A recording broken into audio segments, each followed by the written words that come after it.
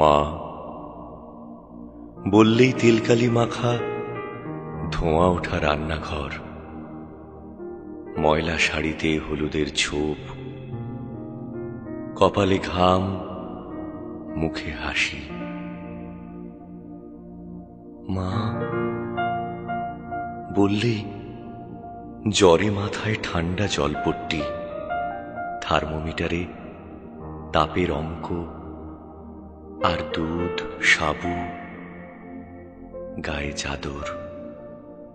মা বললেই সরস্বতী পুজোর দুপুরে জমাট খিচুড়ি, আলুর দম, খেজুরের চাটনি।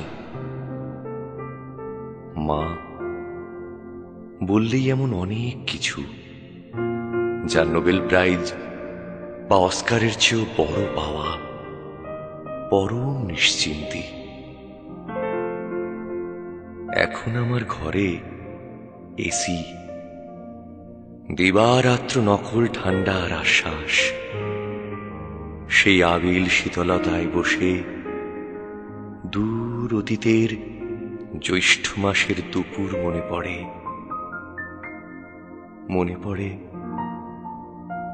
মার হাতের তালপাতার পাখা নড়েই চলেছে, নড়েই চলেছে।